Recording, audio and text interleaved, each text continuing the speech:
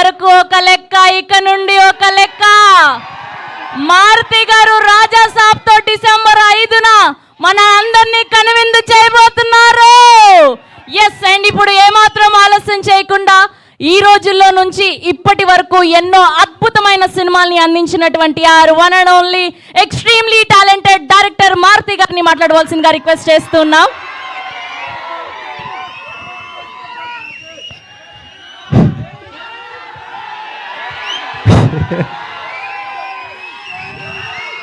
జై rebel star.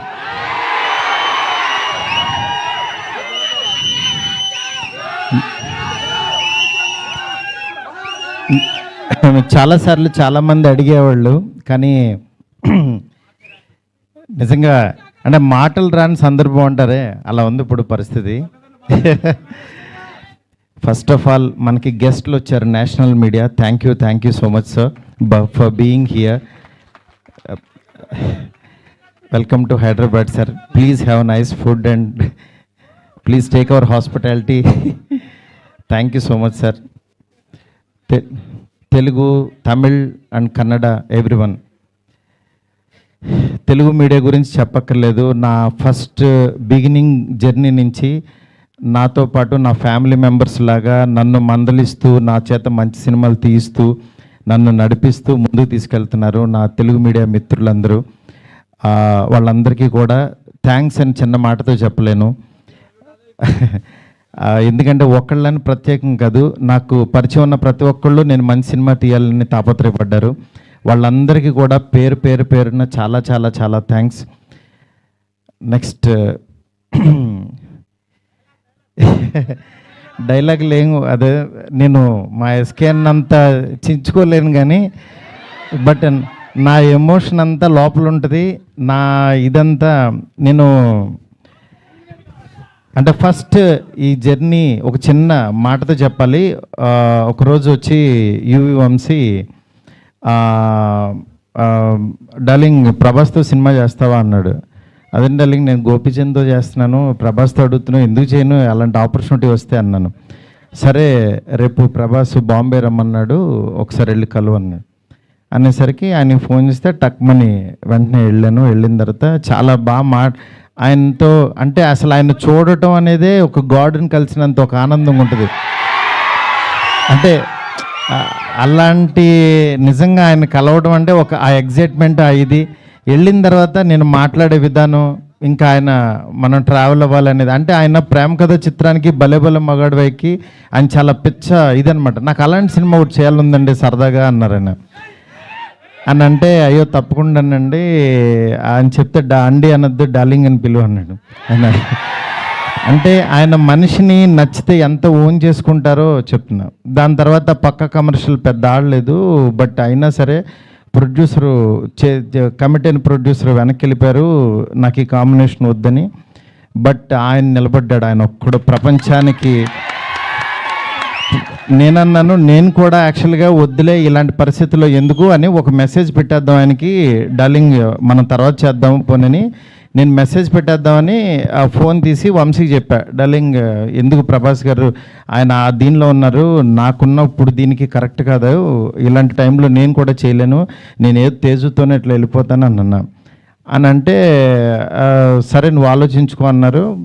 ఆ రోజు ఈవినింగ్ మళ్ళీ ఆయనే ప్రభాస్ గారు ఫోన్ చేశారు. ఫోన్ చేసి డార్లింగ్ నువ్వు చెప్పింది అది బాగుంది, ఇది చాలా బాగుంది, ఇది అదిరిపోయింది అన్నారు. ఈయన ఇంత నమ్ముతున్నాడు ఏంటి అసలు నన్ను అని ఇంత నమ్మినప్పుడు ఇంత నమ్ముతున్నాడు అనుకుని నేను 2 days ఆలోచించి అరే మనం పని చేయలేము అని వెనక్కి అడిగేస్తే ఇక చచ్చిపోయినట్టే, మనం హైదరాబాద్ వచ్చింది వెనక్కి తిరిగి వెళ్ళడానికి కాదు కదా, అందుకని సరే తేల్చుకుందాం, ఇది ఎందుకు తీయలేమో చూద్దాం అని చెప్పి ఆ రోజు కాల్ తీసుకుని ఆయనకి చెప్పడం మొదలుపెట్టాను. దాని తర్వాత అలా ఈ రాజ్యసభ ఇలా అయింది. ఈలోపు యాక్చువల్గా పాపం ఫ్యాన్స్ మీ అందరికీ చాలా ఎక్స్పెక్టేషన్ ఉంటుంది.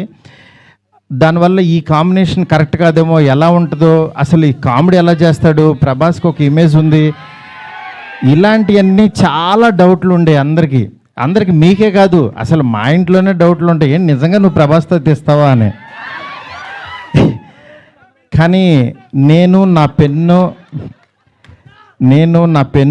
నా టేబుల్ కూర్చుని నేను ఒంటరిగా కూర్చుని అలా దాని వైపు చూస్తూ ఎందుకు రాయలేం, ఇలాగే కూర్చొని రాసిన వాళ్ళు చాలా అద్భుతాలు చేశారు, ఎందుకు అవ్వదు అని కూర్చొని రాయటం మొదలుపెట్టాను. అదే ఇవాళ రాజ్యసభ అయింది. నేను అంటే ఈరోజు చాలా ఎమోషనల్ డే. ఎందుకంటే అందరూ పాపం ప్రభాస్ గారిని మారుతితో అవసరం ఈ టైంలో అది ఇది నేను చాలా అడుగుతూ ఉండేవాళ్ళు. కానీ ఆయన మీరెవ్వరూ చూడండి, నేను తనలో ఒకటి చూశాను, మీరు వదిలేసేయండి అనేవాడు. అంటే ఆయన ఇవాళ ఇది టీజర్ లాంచ్ అవుతుంటే రాత్రి 2 o'clock ఫోన్ చేసి ఒక 1/2 hour మాట్లాడాడు. ఆయన ఫోన్ చేసి డార్లింగ్ ఇది డార్లింగ్ అను చూసా డార్లింగ్ ఇలా అని ఏంటి మీ మీమ్స్ అన్నీ ప్రతి ఒక్కటి షేర్ చేశాను ఆయనకి. మీరు ఒకసారి ఆయన క్యాప్ పెట్టుకుని వెళ్తే రెబల్ గాడ్ పొద్దున్నే లెక్కగానే రెబల్ గాడ్ని చూపించావు, చాలా థ్యాంక్స్ అని ఎవరో పెడితే ఆ లుక్ ఆయనకి షేర్ చేసి చూపించాను. ఎందుకంటే మీ ప్రతి ఒక్కటి నాకు ఎస్కేని వస్తుంది, ఎస్కేని దగ్గర నుంచి నాకు వస్తుంది, నేను ఆయనకి చూపిస్తా. ఇది ఒక ప్రాసెస్ అన్నమాట మాది. నిజంగా మీ అభిమానం, మీ ప్రేమ ఆయన గుండెలు నిండా నింపేసుకున్నారు. కానీ ఎంత ప్రేమ అంటే మీరు అనుకుంటున్నారు మీరు పిచ్చిగా ప్రేమిస్తున్నారని, కానీ మీకంటే 1000 times ఎక్కువ ప్రేమిస్తున్నాడు మిమ్మల్ని. ఆయన కనపట్లేదని ఏదో చిన్న డిసప్పాయింట్ ఉండొచ్చు, కానీ మీకు బెస్ట్ ఇవ్వడం కోసం రాత్రి పగలు ఎంత తాపత్రయపడతాడో నేను కళ్ళారా చూస్తున్నాను. ఆయన ఏది లెక్క చేయరు అసలు. అంటే ఆయన హెల్త్ అని కానీ ఇది కానీ రాత్రి 2ంటికి 3ంటికి వాయిస్ మెసేజ్లు, డార్లింగ్ ఇది ఓకేనా, ఇది బాగుందా, ఏంటి ఇంత పిచ్చేంటి అనుకుంటాను నేను. మంచి సినిమా ఇవ్వాలి. నా అభిమానులు మామూలు అభిమానులు కాదు డార్లింగ్, వాళ్ళు ప్రాణం పెట్టేస్తారు డార్లింగ్ అంటాడు ఆయన. అలాంటి అభిమానుల కోసం యాక్చువల్గా మేమిద్దరం కలిసి ఒకటే అనుకున్నాం, డార్లింగ్ వింటేజ్ డార్లింగ్ చూపిద్దాం ఒకసారి. మీ టైమింగ్ ఒకటి ఉంటుంది, ఆ టైమింగ్ని మళ్ళీ ఒకసారి బుజ్జిగాడిని మళ్ళీ టచ్ చేద్దాం. మళ్ళీ ఒకసారి పాన్ ఇండియా బుజ్జిగాడు ఎలా ఉంటాడో రాద్దాం, అలాంటి తీసుకెళ్దాం, ఈ జోనర్ ఎంచుకుందాం అని చెప్పి అలా చాలా అంటే హీరోయిన్స్ లేక డ్రైగా ఉన్న ఆయన లైఫ్కి యాక్చువల్గా ఒకళ్ళు కాదు, ఇద్దరు కాదు, 3 పెడదాం. ఆయన యాక్చువల్గా సరదాగా డార్లింగ్ ఒక 2 పెట్టగలవా అన్నారు. అంటే ఆయన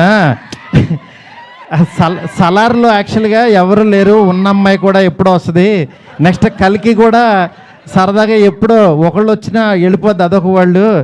నా లైఫ్ అంతా ఆదిపురుషు చూస్తేనే సీతాదేవి ఆవిడెక్కడో ఉంటుంది, ఆవిడెక్కడో ఉంది, కానీ నా దగ్గర నా ఇంట్లో ఎవరు లేరు డార్లింగ్, ఒక 2 పెట్టగలవా అన్నారు.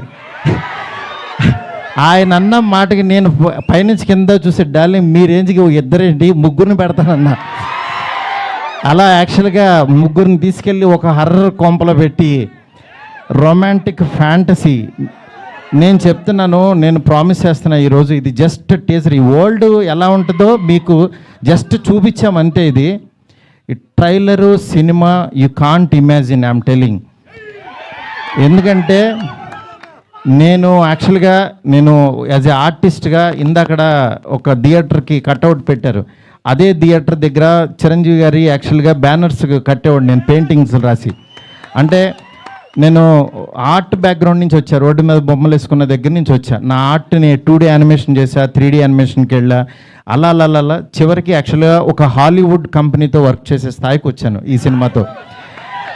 నేను అందుకని చెప్తాను, యాక్చువల్గా మీరెవరు దయచేసి టైం వేస్ట్ చేసుకోవద్దు, ఎవరు హార్డ్ వర్క్ చేయండి, డెఫినెట్గా 1 day మీది అవుతుంది. ఈరోజు నాది, తర్వాత రోజు మీది. అంతేగాని నేనేదో సాధించేసానని కాదు, నేను ఒక ఎగ్జాంపుల్ అని చెప్తున్నాను మీకు అంతే. నిజంగా ఫ్యాన్స్ అందరూ నేను ఎప్పుడు కూడా నా గురించి రివ్యూస్ చదువుకోవడం కానీ పేరు నా ఫేస్ని కట్ చేసి యాక్చువల్గా వీడియోస్లో పెట్టి నాలో లేని హీరోయిజాన్ని మీరు చూపిస్తున్నారు. నిజంగా దానికి మీకు ఏమిచ్చినా నేను చెప్పలేను. ఎందుకంటే నా ఫ్రెండ్స్, నా ఫ్యామిలీ అందరూ కూడా, మా వైఫ్ అందరూ, మా పిల్లలు మీమ్స్ చూసి వాళ్ళ ఆనందం నేను మాటల్లో చెప్పలేను. రోజు మీరు ఇస్తున్న ఎనర్జీ, ఈ ఎనర్జీతో ఈ సినిమా ఇంకా ఇంకా బాగా తీస్తాను. ఇంకొంచెం బ్యాలెన్స్ ఉంది. బాగా తీస్తానంటే ఇంకా చాలా తీయలేమని కంగారు పడద్దు. ఆయన వర్క్ ఉంది. నెక్స్ట్ అట్లాగే సాంగ్స్ ఉన్నాయి. ఒకటైంది కదా, కొంచెం ఆగండి. మీరు అడుగుతుంటే కంగారు వచ్చేస్తుంది. ఎందుకంటే ఎప్పుడు ఏం వదలాలో అవి వదులుతూ మీకు ఇదే రేంజ్ క్వాలిటీ కంటెంట్ ఇవ్వడం కోసమే కష్టపడుతున్నాం, టైం తీసుకుంటున్నాం. యా దయచేసి అర్థం చేసుకోండి sir. I hope national media you like the teaser sir. Thank you so much sir. Please encourage me sir, please support us sir. You are coming such a long way sir. Thank you so much. ఇంకేం చెప్పాలో అర్థం కావట్లేదు. నేను మీకు మాట ఇస్తున్నాను, మంచి cinema ఇస్తున్నాను. మంచి సినిమా అంటే మీరు కోరుకునే ప్రభాస్ గారిని ఎలా చూడాలనుకుంటున్నారో ప్రతి క్షణం ఆయన్ని అడ్మైర్ అయ్యి చూస్తారు. ఎందుకంటే నేను ఇంత తీసేసాను సినిమా, ఇప్పుడు దాంట్లోంచి క్రిస్పీగా మీకు బెస్ట్ ఇవ్వబోతున్నాము. Thank you so much. Thank you so much. Next నా టెక్నీషియన్స్ గురించి అందరికీ బాగా చెప్పాలి ఎట్లాగో, ఎందుకనంటే ఇంకా చాలా సందర్భాలు ఉన్నాయి. ఫస్ట్ ఆఫ్ ఆల్ నేను ఈ సినిమా ఈ స్టేజ్ ఇలా ఫినిషింగ్ ఇలా రావడం కానీ మెయిన్ కారణం ప్రభాస్ గారి తర్వాత ఓన్లీ వన్ పర్సన్ విశ్వ గారు. ఎందుకంటే విశ్వ గారు ఈ కాంబినేషన్ని ఎవ్వరూ ఆయన నమ్మారు. ఆయన ఒకటే అన్నారు, సార్ బెస్ట్ సినిమా ఇద్దాం, మీరు ఏం కావాలంటే అది చేయండి.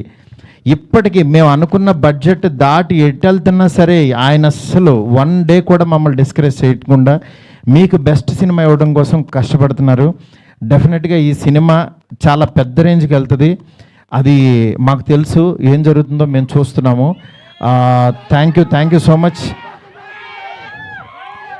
ఓకే, మా డిఓపి కార్తిక్కి, అట్లాగే మా రాజీవన్ సార్కి, మా ఫ్రెండ్ ఎస్కేఎన్కి, నా లెఫ్ట్ హ్యాండ్ రైట్ హ్యాండ్ అన్నీ, అట్లాగే మా శ్రేయస్ మీడియా ఫ్రెండ్స్కి, శ్యామ్కి, సుజిత్కి, ఇట్లా ప్రతి ఒక్కరికి, మా మీడియా ఫ్రెండ్స్ వంశీ కాక అందరికీ కూడా చాలా చాలా చాలా థ్యాంక్స్. అట్లాగే ఇక్కడికి వచ్చిన తెలుగు మీడియా మూర్తి గారికి, నెక్స్ట్ నిశాంత్ గారు, అన్వర్, ఇట్లా జీవి గారు, ప్రతి ఒక్కళ్ళు, సురేష్ కొండరెడ్డి, చాలా చాలా థ్యాంక్స్ అండి. Thank you so much. Bye. Thank you so much Maruthi గారు. అండ్ ఫ్యాన్స్ కోసం ఒక పిక్చర్.